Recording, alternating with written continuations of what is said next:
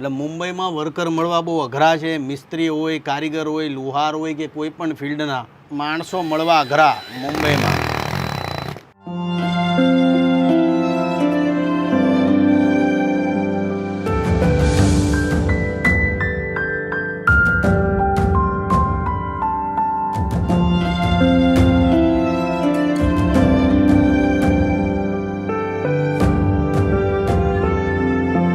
Hello નમસ્કાર, જય શ્રી કૃષ્ણ. હું છું તમારો પ્રિય ખજૂર. અત્યારે હું છું બારડોલીમાં. કાલે ગઢડામાં આશાબેનના ઘરના સ્લેબનું કામ પૂરું કર્યું છે. 7 દિવસ થશે સ્લેબ પૂરો થતાં આજે હું ઘરે હતો. મારી આખી ટીમ છે જે 7મ 8મની રજા પર ઘરે ગઈ છે અને હું સીધો જઈ રહ્યો છું મુંબઈ. એક સરસ મજાનું કામ મારે મુંબઈ કરવાનું છે તો એ પતાવીશ મુંબઈમાં. અને મમ્મીને પગે લાગી લઉં. જય માતા, જય માતાજી. મુંબઈ શા માટે જઉં છું તો એના માટે તમારે વ્લોગમાં બનેલું રહેવું પડશે. બારડોલીમાં અત્યારે વરસાદ આવી રહ્યો છે અને કાલે પણ સતત વરસાદ ચાલુ હતો. વરસાદ છે, સીધા જઈએ છીએ આપણે મુંબઈ. લાકડાના પાટિયા છે આ મારી પાછળ તમે જે જોઈ રહ્યા છો. આ બધા જ પાટિયા છે એ ગાડીની અંદર પેક કરવાનો છું. તો આ લાકડું છે અને ખાસ કાર્પેટથી આને બનાવ્યા છે. આ જેટલા પણ પાટિયા જે છે ઓલમોસ્ટ 40 થી 45 પાટિયા છે જેને ખાસ લાકડાને કાર્પેટથી રેપ કર્યા છે ને એના માટે બનાવ્યા છે. હવે શા માટે મુંબઈ લઈ જાઉં છું એ તમને બતાવીશ. આપણી પાસે 4 કલરમાં લાકડાના પાટિયા છે જેને કાર્પેટથી રેપ કર્યા છે. આપણી પાસે રેડ છે, બ્લુ છે, ગ્રે છે અને ગ્રીન છે. આ બધા જ પાટિયા આપણે ફટાફટ ગાડીમાં ચડાવીએ છીએ.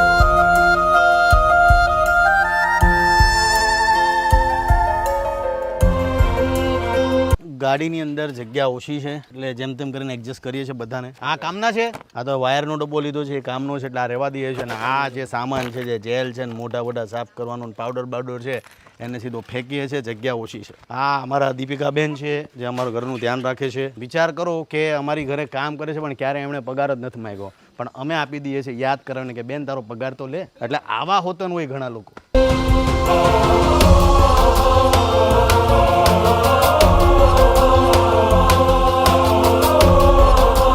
બારડોલીથી મુંબઈ અંધેરી વેસ્ટ થાય છે 300 કિલોમીટર. એટલે 300 કિલોમીટર આવવાના અને 300 કિલોમીટર જવાના ટોટલ 11 કલાકની જર્ની છે. આ 11 કલાકની જર્નીમાં અમે જશું અંધેરી વેસ્ટ.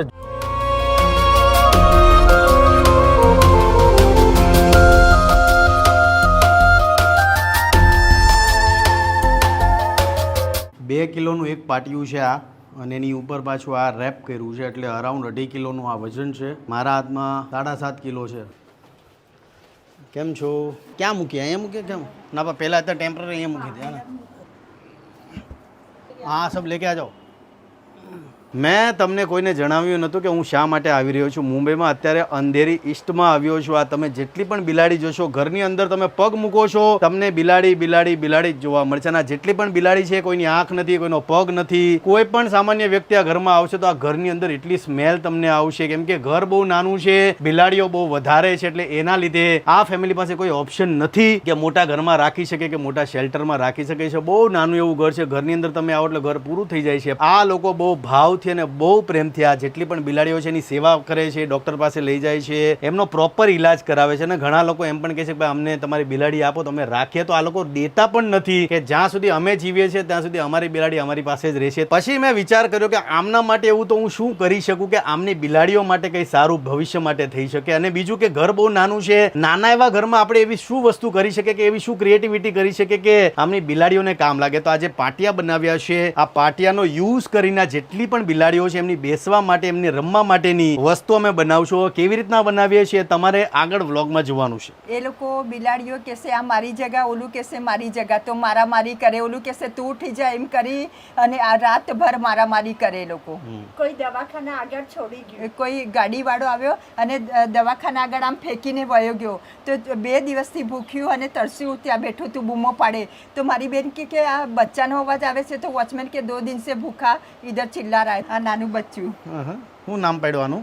બબુ. બબુ. હમણાં મારી એક બિલાડી મરી ગઈ ને એનું નામ બબુ હતું તો આ બબુ પાડ્યું એનું. તો આ એક બહુ નાની એવી બિલાડી છે જેનું નામ છે બબુ. બબુ. તમારી આ જે બિલાડીઓ છે કઈ જગ્યા પર વધારે ફરે છે? આ જગ્યા પર વધારે ફરે છે. જગ્યાને આપણે એવી રીતના કરવાનું છે કે બિલાડીઓ માટે એક પ્રોપર જગ્યા હોય. જેમ કે અહીંયા આપણે એક આ પાટિયું મૂક્યું છે બરાબર, રમવા માટેનો સીટ મૂકી છે તો એ અકોર્ડિંગલી પછી આ ટાઈપ હોવી છે આમ, તો એ અહીંથી રમી અને આમ આવી શકે. આપણે દાદર સાઈઝમાં જ કરવાનું છે એટલે બધા જ લોકો એની રીતના રમી ને કૂદીને આમ નીકળી શકે. આ જેટલા પણ પાટિયા છે રંગબેરંગી નાની સાઈઝમાં છે અને આ મોટી સાઈઝના બે છે, એટલે આપણે એવી રીતના કરશું કે જે દાદર બનાવશું એક આ સાઈડથી બનાવશું, એક આ સાઈડથી બનાવશું. મોટા પાટિયા છે જેને આપણે વચ્ચે સેટ કરશું અને બાકીના જેટલા રંગબેરંગી પાટિયા છે નાના છે ને આપણે અલગ જગ્યા પર સેટ કરશું. સ્ટેન્ડ છે, આ સ્ટેન્ડની મદદથી જેટલા પણ આ પાટિયા છે એને આપણે સપોર્ટ દઈશું. પાટિયા છે એનો વજન ઓલમોસ્ટ 2.5 કિલો છે એટલે 2.5 કિલોને ખમી શકે એ ટાઈપના જ અમે સ્ટેન્ડ લેવાની કોશિશ કરી છે એટલે વાંધો નહીં આવે. સ્ટેન્ડ થઈ ગયું છે રેડી. જેટલા પણ પાટિયા લેવા છે પાટિયામાં સ્ટેન્ડ લગાડી નાખીએ અને પછી કામ ચાલુ કરશું.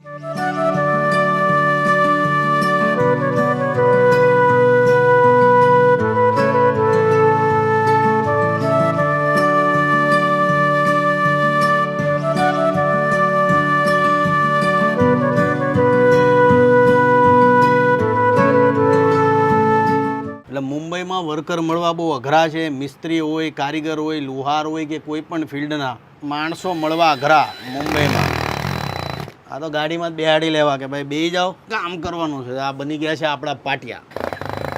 બધી જ વસ્તુ ઓલસેટ છે. તમે વિચારતા હશો કે જેટલા પાટિયા છે એમાં કાર્પેટ લગાડીને, ક્લેમ લગાડીને, હૂક લગાડીને આ લોકો શું કરવાના છે. તો જેટલી પણ દીવારો છે દીવારોમાં આપણે આ બધા જ પાટિયા લગાડશું જેથી કરીને આ જે બિલાડીઓ છે, આ જેટલી બિલાડીઓ છે, ઘર બહુ નાનું છે, રહેવા માટેની તકલીફ પુષ્કળ છે. એટલે અમે એમ વિચાર કરો, મારા મનમાં વિચાર આવ્યો કે આમના માટે એક સરસ મજાનું ઘરની અંદર જ પ્લેગ્રાઉન્ડ બનાવી નાખીએ જેથી કરીને એ લોકો અંદર રમી શકે. એટલે આ રમવા માટેની વસ્તુ છે, સૂઈ પણ શકે છે, બેસી પણ શકે છે. એટલે આ જેટલી પણ બિલાડીઓ અહીંયા તમે જુઓ છો અટવાઈ છે એ એક જ જગ્યા પર સચવાઈ રહેશે. એટલે આ પાટિયા તૈયાર થઈ ગયા છે. હવે આપણે જેટલી પણ દીવારો છે એમાં પાટિયા લગાડી લઈએ. આજે આ જેટલી પણ બિલાડીઓ છે એમના માટે સરસ મજાની વસ્તુ તૈયાર થઈ છે એની ખુશી છે. ડિસિઝન અમે એવું લીધું છે કે આ જેટલી પણ બિલાડીઓ છે, બીજો એક નાનો રૂમ છે જેની અંદર અમે થોડા દિવસ પહેલા આવ્યા હતા જેમાં ટાઇલ્સો અમે નખાવી હતી. એટલે એ જે ટાઇલ્સો અમે નખાવી હતી ગુજરાતથી બધા અમારા જે વર્કરો છે આવ્યા હતા અને પ્રોપર આ ઘરની અંદર આ રૂમની અંદર બધી વસ્તુ કઢાવીને ટાઇલ્સો નખાવી છે. આ 6.5 બાય 10 નો રૂમ છે જેને આપણે રૂમ તો ના કહી શકીએ કેમ કે જેવા રૂમની અંદર આવી એટલે રૂમ પૂરો થઈ જાય, પણ બિલાડીઓ માટે આઈડિયલ જગ્યા છે. પ્રોપર અહીંયા બનાવશું તો બિલાડીઓ બધી જ અહીંયા સચવાઈ જશે. એટલે ડિસિઝન અમે આ લીધો છે. હું મુંબઈ આવવાનો હતો એના 4 દિવસ પહેલા મેં મારી ટીમને ગુજરાતથી મુંબઈ ટાઇલ્સના કામ માટે મોકલી હતી. બધી જ બિલાડીઓ દીવારો પર ટોયલેટ અને બાથરૂમ કરતી હતી એટલે મને વિચાર આવ્યો કે આપણે જેટલી પણ દીવારો છે ત્યાં ટાઇલ્સ ફિટ કરાવી નાખીએ જેથી કરીને કોઈ પણ જાતની ગંદકી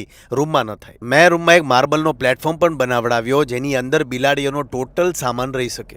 આજે પહેલું કર્યું, બીજું છે થોડુંક પોઝિશન પર લેવાનું છે. બરાબર, આ પ્રોપર રીતના આપણે એડજસ્ટ કરવાનું છે. જે છે ને એની વચ્ચે એક 10-12 ઇંચનો ગેપ રાખશું આપણે. હા, તમે જે જગ્યા જુઓ છો આ જગ્યા પર આપણે આ જે પાટિયા છે કાર્પેટ વાળા એને લગાડવાના છે જેથી કરીને આ લોકોને રહેવામાં તકલીફ ન પડે. પહેલું પાટિયું છે એટલે શ્રી ગણેશાય પહેલા પાટિયાથી કરીએ છીએ. જય શ્રી ગણેશ.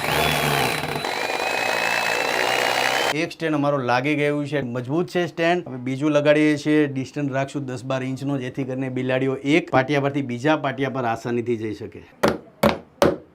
બે લાગી ગયા ને, હવે ત્રીજું છે ને થોડુંક ભલે ઉપર રહે આ રીતના દબાઈને રાખો ને.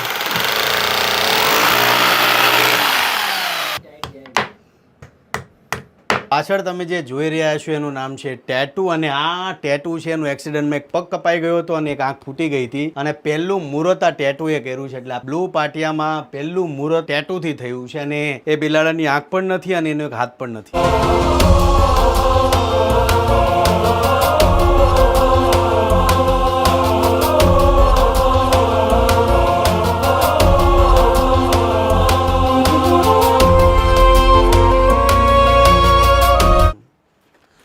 મુંબઈમાં રોટલો અને ઓટલો મળવો મુશ્કેલ છે અને એવા મુંબઈની અંદર જ્યારે તમને કોઈ ઓટલો આપે એટલે તમારા માટે ભગવાનનો અવતાર કહેવાય છે. તમે આ જેટલી પણ બિલાડીઓ જોશો 55 બિલાડીઓ છે. કોઈના હાથ નથી, કોઈના પગ નથી, કોઈની આંખો નથી, એવી બધી બિલાડીઓને આ લોકો રાખે છે. અને આ બિલાડીઓનો ટોટલ ખર્ચો મેં ઉપાડ્યો છે. દર મહિને આ લોકો માટે જે ખાવાનું હોય છે દર મહિને હું આપું છું આ લોકો માટે.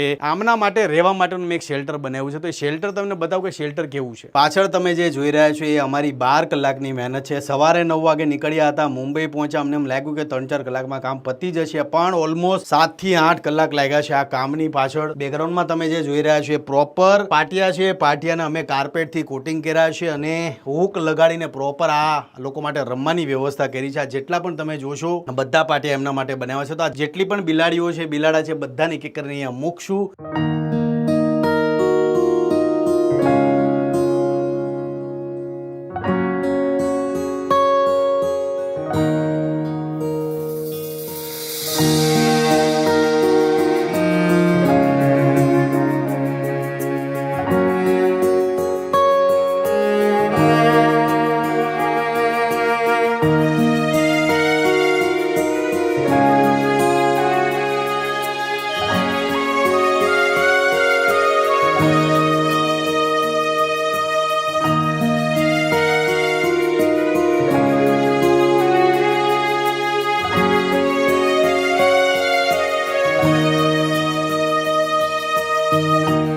જેટલા પણ બિલાડા છે બધા જ લોકો માટે આ અમે જે પાટિયા લગાડ્યા છે એમને નવું લાગે છે, પણ એડજસ્ટ ધીમે ધીમે થાય છે ને બધા જ લોકોને મજા આવી રહી છે. આ તમે જુઓ, પરમ શાંતિનો અનુભવ કરી રહ્યા છે. આ બિલાડીને જોશો બધા લોકો માટે, અને આ બેયને તમે જુઓ, આને જુઓ તમે કેટલી શાંત છે. અત્યારે તમે જેટલી પણ બિલાડીઓને સૂતા જુઓ છો, એટલે આ બધી બિલાડીઓને સૂતા જોઈને મને પોતાને જે ખુશી થાય છે, આ જે તમે બિલાડો જુઓ છો, એક પગ નથી, એક આંખ નથી, પણ પોતે બધી જગ્યા પર ફરી ફરીને એક પણ પાટિયું એવું બાકી નથી જેમાં આ મહાશય ચડ્યા નથી. આમનું નામ છે ટેટુ, અને મુહૂર્ત આમણે જ કર્યું હતું, અને અત્યારે બધા જેટલા પણ પાટિયા છે બધે ફરી ફરીને જુએ છે. પણ આ જેટલી પણ બિલાડીઓ છે એમના માટે રહેવાની વ્યવસ્થા થઈ ગઈ છે. મુંબઈ જેવી જગ્યામાં જેટલી પણ બિલાડીઓ છે આ રોડ પરથી ઉઠાવેલી, હાથ પગ ભાંગી ગયેલી, કોઈની આંખ નથી, કોઈના પગ નથી, કોઈ બીમાર છે, અતિશય બીમાર છે, એવી બિલાડીઓની માવજત થાય છે અહીંયા. અમે આજે બિલાડીઓ માટે કર્યું છે, અમને પોતાને બહુ ગમ્યું છે. તો તમને કેવું લાગ્યું છે લાઈક, કમેન્ટ, શેર જરૂરથી જણાવજો. આજ માટે આટલું છે. ફરી પાછું કહીશ કે તમારી આજુબાજુમાં જે પણ જરૂરિયાતમંદ લોકો એને સપોર્ટ કરતા રહેજો. જય માતાજી, જય શ્રી કૃષ્ણ.